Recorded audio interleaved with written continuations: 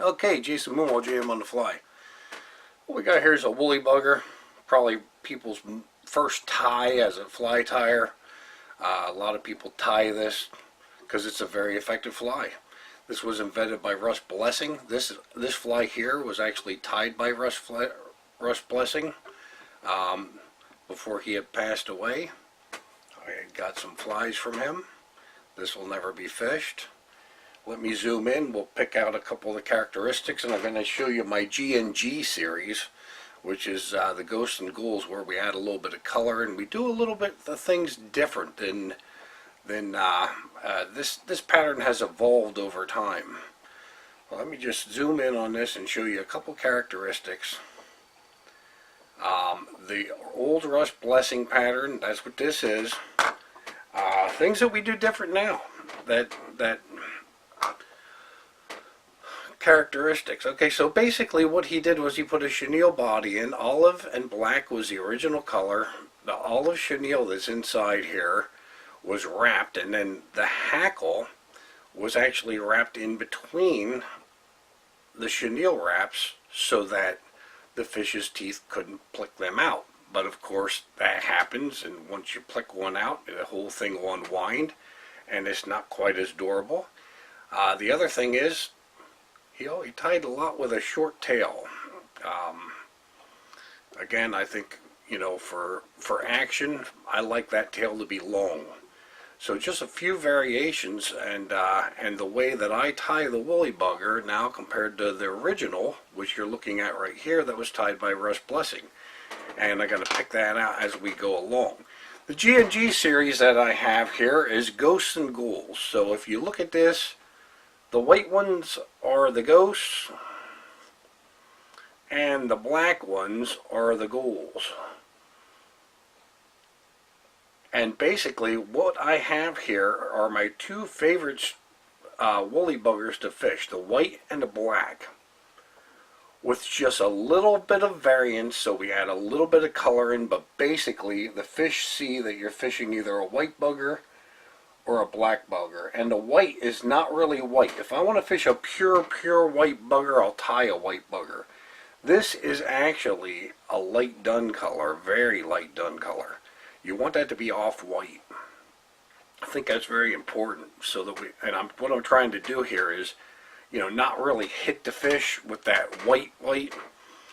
And let me show you how this fly goes. And basically, for the G&G series, the Ghost and Ghoul,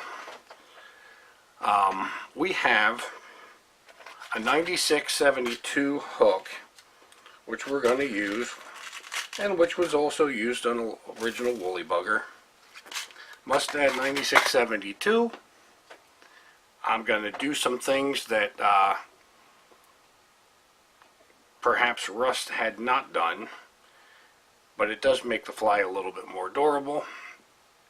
We're going to add a .035 lead. I'm going to start it right here. 1, 2, 3, 4, 5, 6 wraps. And then I'm going to wrap around that last little bend where I held it, so you end up with about 7.5 wraps right around there. And I am going to cut that off. I'm going to use uni thread for this fly. Just bulks up, it's easier to cover. I'm going to tie this back so you're about 1.5 to 2 eye lengths to where you put the lead on. Wrap that in, and again wrap over your lead and wrap back to the bend of the hook. Woolly bugger is very easy to tie. We'll do a ghost pattern. Ghost pattern, of course, is this off-white. And of course the marabou that I'm using is actually this is actually a light dun.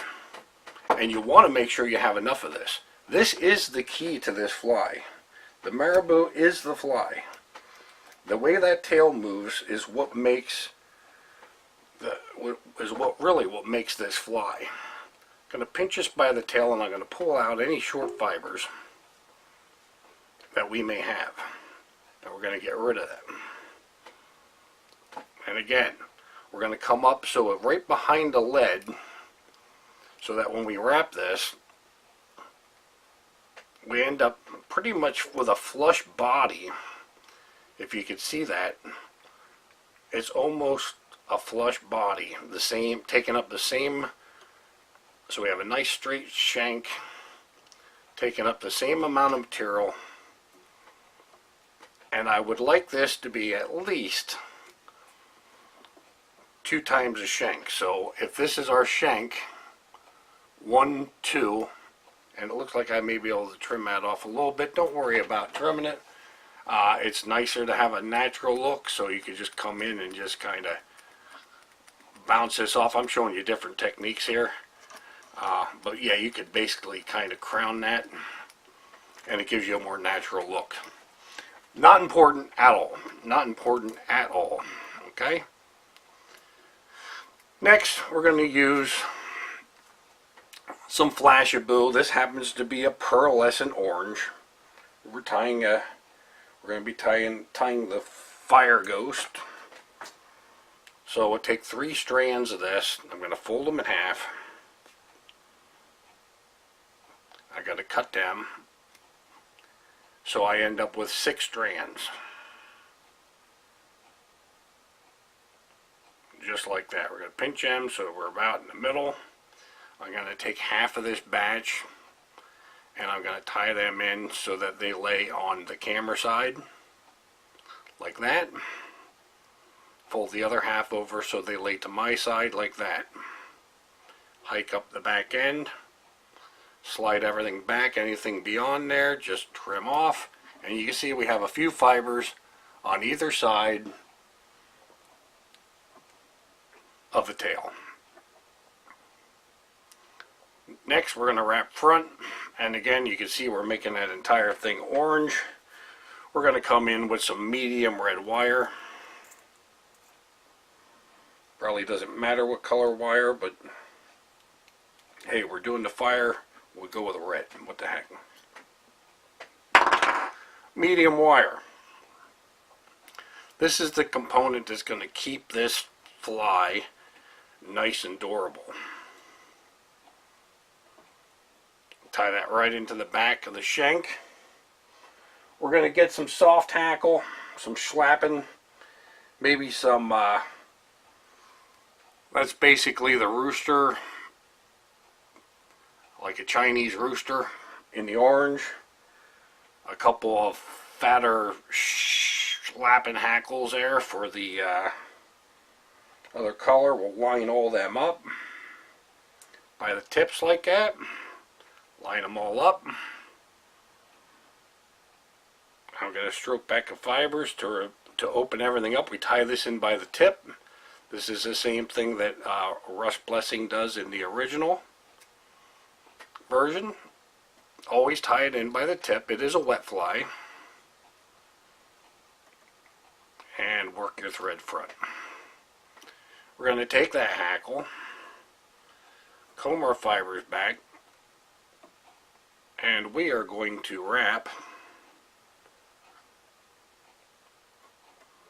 And we could pull that back a little bit and wrap the fibers.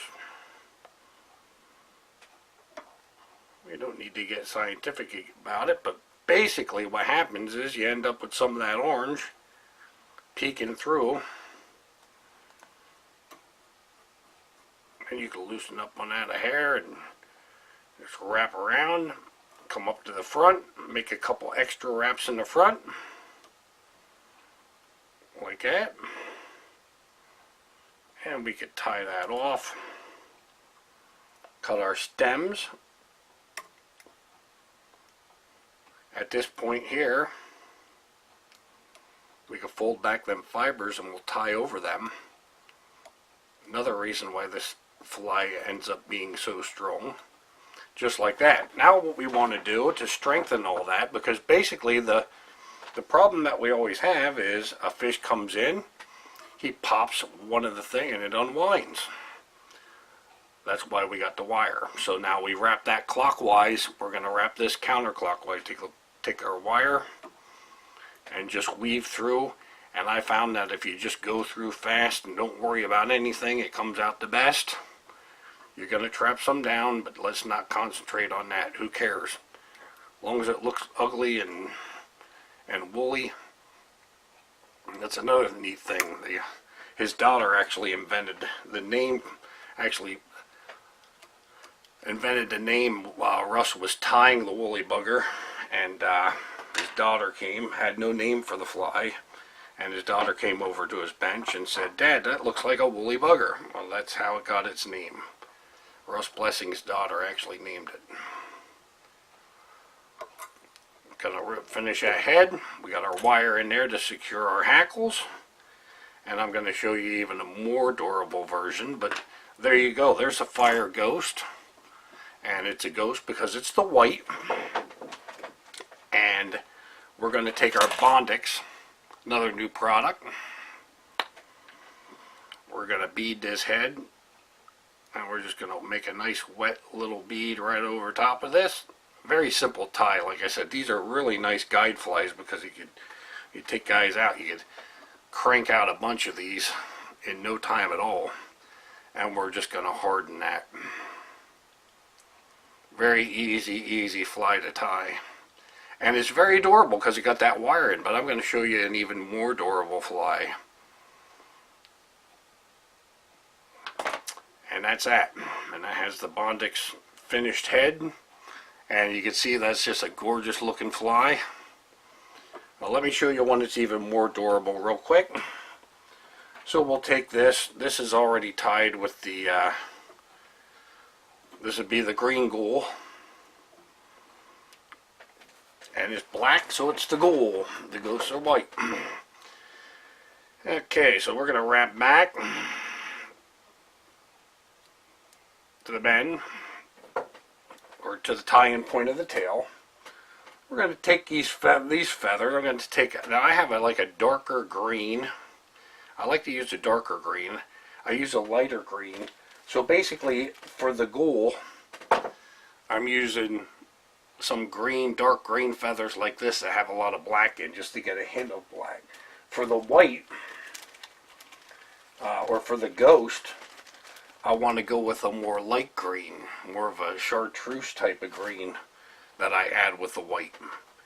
So basically, the trick to this one is we're trimming off a side of the feathers. So I have two black and the green. And I'm basically pulled off a section there where we only have a part. And I'm going to tie these in by the tip. Just like that. We could trim this off.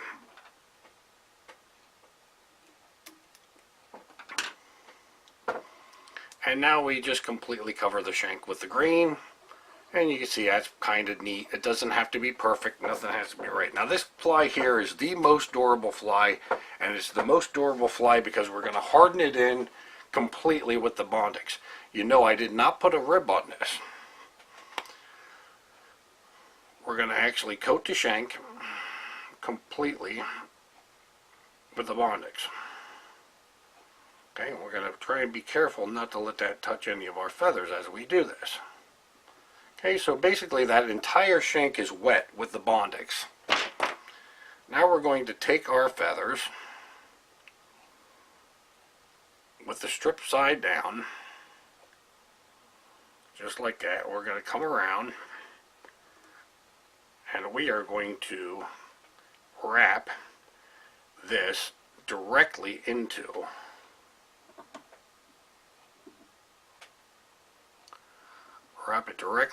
the wet Bondix, and you can see that coming right through the wet Bondix, sticking out nicely. As we get to the front, we get to where it's doubled up, which is what I want, because I want it a little bit bulkier, hairier at the front. Just like that. So we'll do a couple wraps like that, tease out a few of them fibers,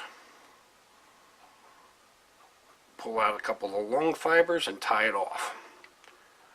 Just like that.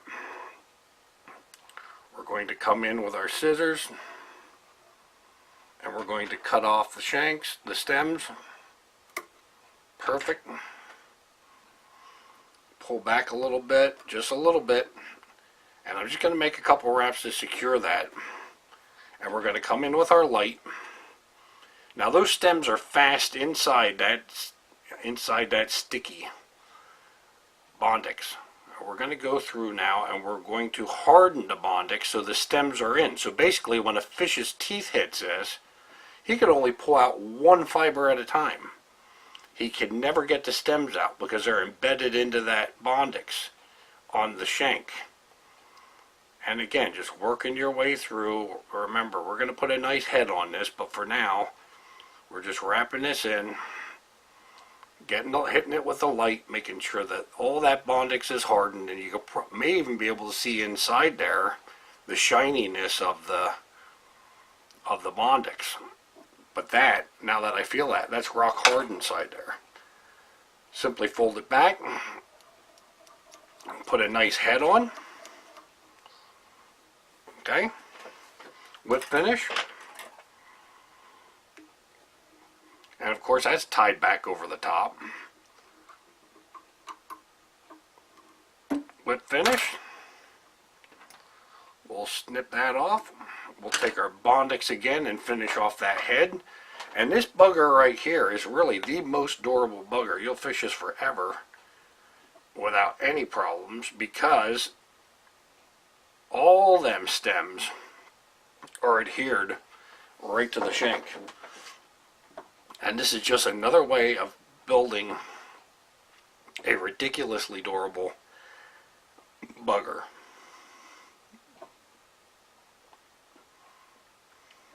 And there you have it. That'd be the green Ghoul.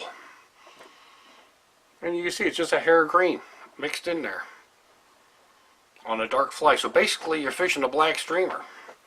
And that's the idea, with just a hint of the green color. And again, some of those steps are completely different. We got a much bigger tail. If I put this side by side with the original Rust Blessing version, you can see we got a bigger tail. I think it gives us way more action. I'm not too worried about short strikes. We also have the added feature of, if this gets tore out, it could unwind. This one's Bondix right to the shank. And of course the Bondix on the head. These are all products that came out well after Rust Blessing had passed away. And it just keeps improving and improving on the original. But the original pattern, we have to thank Rust Blessing for giving us that. And that is the JM-G&G Woolly Bugger, Rust Blessing Woolly Bugger pattern, JM-G&G Ghosts and Ghouls, either black or white, woolly bugger. And it's a very easy tie. Most people tie woolly buggers. Most people, though, tie woolly buggers and don't make them as durable as they should be. This is both ties are very durable and will last a very long time. It'll outlast the amount of fish you catch on these things is unreal. So, JM-G&G Ghosts and Ghouls. Jam on the fly, and I'm out of here.